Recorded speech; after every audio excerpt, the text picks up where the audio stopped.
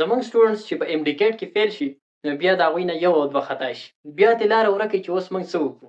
حالانکې داسې نه ده. په دنیا کې صرف امډیکیټ نه دی، صرف ام بي بي اس نه دی. دا نه ده چې تا امډیکیټ فیل کو، ته په ام بي بي اس کې سلیکټ نه شوې نو ته ناکام شوې. نه، د دې نه ښه فیلډ شته، د دې نه بهترین سبجیکټ شته دی. اوس زموږ سټوډنټس په ذهن کې صرف دا یو خبره پراته ده چې که زه په ام بي بي اس کې سلیکټ نه شوم بس زه ناکام شوم. نه، داسې خبره نه ده. بهترین فیلډ شته، صرف او صرف د ګایډنس ضرورت دی، صرف د کونسلینګ ضرورت دی، صرف په دې باندې ځان پوهه کول دي چې په دنیا کې صرف او صرف ام بي بي اس نه دی، نور هم ښه فیلډ شته دی. په دغه بهترین فیلډ کې په یو فیلډ باندې زه نن تاسو ته خبره کوم او هغه دی ډي وي ایم. د ډي وي ایم باندې ته خبره کوم، د ډي وي ایم په سکوپ باندې درته خبره کوم، د ډي وي ایم په سکیل باندې درته خبره کوم، د ډي وي ایم په جاب باندې درته خبره کوم، د ډي وي ایم په فیوچر په مستقبل باندې درته خبره کوم چې ډي وي ایم څه شی دی او د دې مستقبل څنګه دی. ډي وي ایم د دې مطلب دی ډاکټر اف ویټرنری میډیسن. یو ویټرنری ډاکټر دی، د څاروو ډاکټر دی. څنګه چې د انسانانو ډاکټري داسې د څاروو هم ډاکټري. څنګه چې د انسانان د الله مخلوق دي داسې دا څاروي او دا ځناور چې دا هم د الله مخلوق دي. څنګه چې د انسانانو ته د علاج ضرورت دی داسې د څاروو او د ځناورو ته هم د علاج ضرورت شته دی، داسې دا هم بیماریږي. نو د انسانانو چې کوم ډاکټري هغه ام بي بي اس ډاکټر دی او د څاروو لپاره چې کوم ډاکټري هغه ډي وي ایم دی، ډاکټر اف ویټرنری میډیسن دی. دی بیا ډاکټر شي، دا بیا دغه څاروو علاج کوي. نو د ډي وي ایم مطلب دی ډاکټر اف ویټرنری میډیسن. دا 5 year پروفیشنل ډیګري ده، 15 کاله ډیګري ده او پروفیشنل ډیګري ده. چې 15 کاله ډیګري شو نو مطلب دا دی چې دا ډاکټر ډیګري، دا 15 کاله سټډي وکړه، 15 کاله ډیګري دی واخیستله، ته اوس ډاکټر شوې. افیشلی ته ځان ته ډاکټر شوی دی، د ډاکټر ټایټل تاته ولګېدو. ځکه تاسو ته ما خبره وکړه څنګه چې په انسانانو کې ام بي بي اس ته ډاکټر وایي، داسې د څاروو ډاکټر ته ډي وي ایم ډاکټر اف ویټرنری میډیسن ویل کېږي. دا 15 کاله ډیګري وکړي، ډاکټر ټایټل ته ولګي، نو دا یو ډاکټر ډیګري ده، افیشلی دا ځان ته ډاکټر شوی دی. نو یو بهترین فیلډ دی، د ډاکټر ټایټل درته لګي، د ډاکټر سکوپ درته درکوي، د ډاکټر سکیل درته درکوي، د ډاکټر جاب درته درکوي. چې څوک هم په ام بي بي اس یا په بي ډي اس کې سلیکټ نشو هغه دې قطعا نه مایوسه کېږي. د ام بي بي اس او د بي ډي اس نه بهترین زه درته وایم په دې نن زمانه کې ام بي بي اس هم بېروزګاره ګرځي. بلا شی به درته زه داسې در وښیم ام بي بي اس نه سپیشلایز اف سی پي اس ډاکټران به درته در وښیم چې هغه بېروزګاره ګرځي. هغوی جاب لیست دی، په هغه کې ټریفک سیوا شو، هغه طرف ته رش سیوا شو، پلو سیوا شو، خلک ډاکټران هم سیوا شو، نو هغه هم بېروزګاره شو. په دې نن زمانه کې څوک غواړي چې زه بېروزګاره نشم، هغه له پکار دا دی چې هغه ډي وي ایم ووایي. یو سټوډنټ د ام بي بي اس نه پاتې شوی دی دا دی بالکل نه مایوسه کېږي. د ام بي بي اس نه ښه او بهترین فیلډ چې دی هغه دی ډي وي ایم. دی د ډي وي ایم ته لاړ شي، په ډي وي ایم کې د اډمیشن وکړي، دی به چېرته هم بېروزګاره نه شي. ښه د ډي وي ایم وکړو، یو سټوډنټ دی چې هغه ډي وي ایم وکړو، د دې ډي وي ایم په مستقبل باندې خبره کوو، په فیوچر باندې خبره کوو چې د دې مستقبل څنګه دی. نو په فیوچر خبره کوو، دلته ګورنمنټ جاب هم میلاوېدلی شي په سرکار کې، دی پرایویټ جاب هم شي کولی، یو پرایویټ هسپتال ځان له څاروو کولولی شي، ویټرنري هاسپټل کولولی شي. په ګورنمنټ کې هم دته جاب میلاوېږي، پرایویټ هم دی جاب کولی شي، په ان جي اوز کې هم د دې جابز راځي، د دې لپاره پوسټ راځي، په پروجیکټو کې هم د دې لپاره اپورچونټیز راځي او ډېر غټ غټ سیلریز ورکوي. ان جي اوز کې، په پروجیکټو کې، په پرایویټ کې، په ګورنمنټ کې په 17 سکیل باندې لګي. د دې سکیل چې دی که نه بي پي اس 17 سکیل تاسو ته ما خبره وکړه څنګه چې یو ام بي بي اس ډاکټر په 17 سکیل باندې لګي، بالکل همدغه شانته کې دا ډي وي ایم ډاکټر چې دی که نه ډاکټر اف ویټرنري میډیسن دی هم په 17 سکیل باندې لګي، په 17 سکیل باندې. څنګه چې ام بي بي اس ډاکټر لګي همدغه شان دی هم ډاکټر دی، دی هم په 17 سکیل باندې لګي.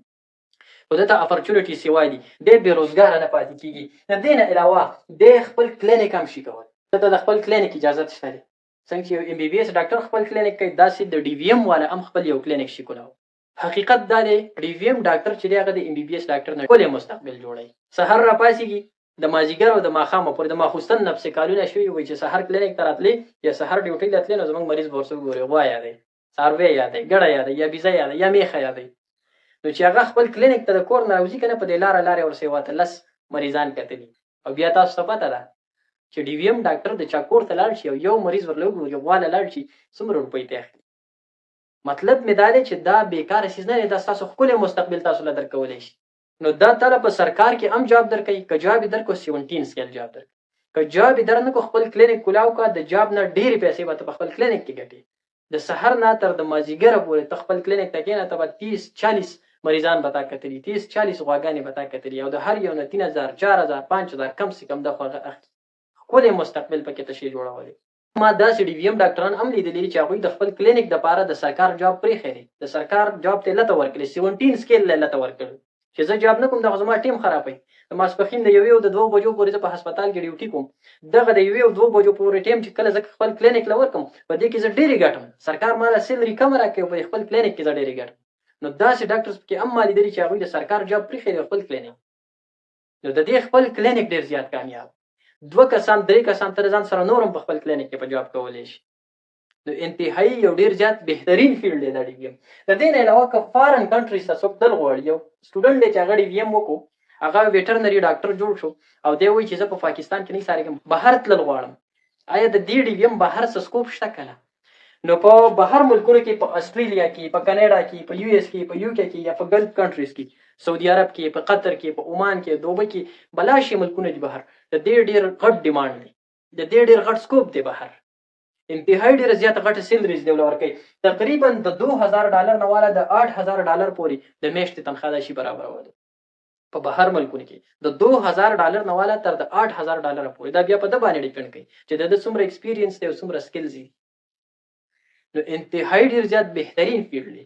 کوم سټوډنټ چې د امډیکیټ نه پاتې شوی دی، د ایم بی بی اس نه پاتې شوی دی، د بی ډي اس نه پاتې شوی دی، د قطعا خپل حوصله نه بیلي، د بالکل خپل حوصله نه بیلي، د دې ایم بی بی اس د دې بی ډي اس نه ښکلی فیلډ د انتظار کوي، د دا اپورچونټي نه میس کوي، د فورا په ډي وي ایم کې اډمیشن وکړي. سبا به دغه ایم بی بی اس ډاکټران را فارغ شي، دغه به جاړي، دغه به بېروزګاري، دغه به د خپلو تنخواګانو یا د خپلو جابونو لپاره احتجاجونه کوي او تاسو ته به د جاب ضرورت هم نه. تاسو په خپل کلینیک کوئ، خپل ښکلی مستقبل به جوړ کړئ. یو بهترین فیلډ دی، چېرته هم دا اپورچونټي میس دی چې چاته مې اډمیشن میلاوي خامخا پکې اډمیشن وکړي، خپل مستقبل پکې جوړ کړي. اوس به یو کس دا خبره کوي چې دا ډي وي ایم دومره بهترین فیلډ دی، د ایم بی بی اس نه مستقبل ښه دی او د بی ډي اس نه هم مستقبل ښه دی او دا پیسې هم ډېرې ګټي، بېروزګاره کېږي هم نه، د ځان سره نور خلک هم په روزګار کولی شي. نو بیا دا سټوډنټان دا کوي ولې؟ نو د دې خبرې یو جواب دا دی چې یا خو دا سټوډنټ پوهېږي نه، چا ګایډ کړی نه دی، چا یې کونسلنګ نه دی کړی، په دې خبره پوهه نه دی، د کوهي چینځښت یې جوړ شوی، صرف ایم بی بي اس یې پېژندلی، نور د دنیا د شړنګ نه دی خبر، هېڅ یې نه دی پېژندلي. اولنۍ خبره خو دا ده چې دی بالکل د دې نه خبر نه دی.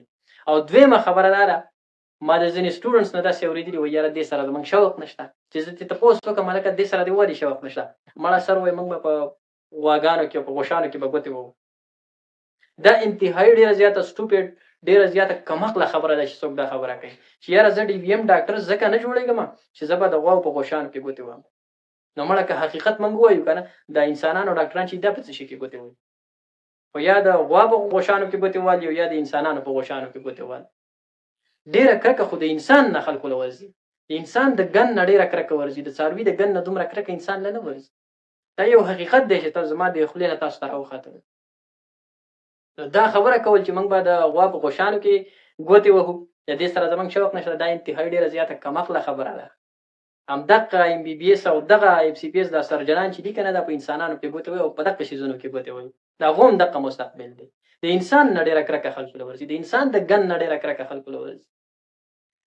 هغه په هغه کې خوشحاله دی او ته د څاروي دی ته خفه کېږي. دا هم د الله مخلوق دی.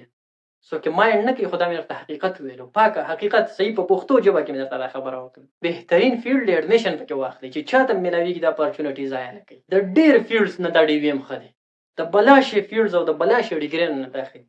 ځینې ډیګریانې به ته وکړي، 4 کاله بي ایس به ته وکړي، بیا به بېروزګاره ګرځي، بیا به شرمېږي، بیا به ټول عمر جاړي او دا به وایي چې یاره پاکستان دی او یاره جاب پکې نشته دی او یاره روزګار پکې نشته دی.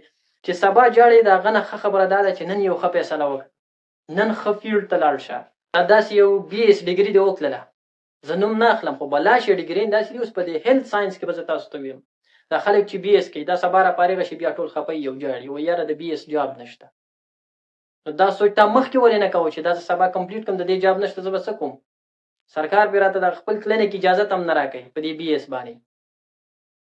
دا سوچ د نن نه پکار دی چې سبا جاړي، د نن نه د یو ښه فیلډ انتخاب وکړه، د نن نه یو ښه سبجیکټ انتخاب وکړه، نن یو ښه فیلډ ته لاړ شه چې سبا نه جاړي، سبا بیا ګیلې نه کوي چې پاکستان دی، روزګار پکې نشته دی او جاب پکې نشته دی او دا دی او هغه دی. ډي وي ایم والا ډاکټر به تاسو چېرته هم خفه او پریشان او بېروزګاره ویني نه، هغه به چېرته هم دا ګیله ونه کړي چې یاره روزګار نشته دی او جاب نشته. ځان سره 3-4 کسان نور هم کلینیک ته رانیولي وایي راځه راسره کښېنه زما ضرورت دی. زه به ځان سره واخلم، چل به هم درته زده کړم، راځه. یو انتهایی ډېر زیات بهترین فیلډ دی چې چاته هم اډمیشن میلاویږي چې بالکل د اپورچونټي مس نه کوي، د اپورچونټي ضایع نه کوي، خامخا په ډي وي ایم کې اډمیشن وکړي.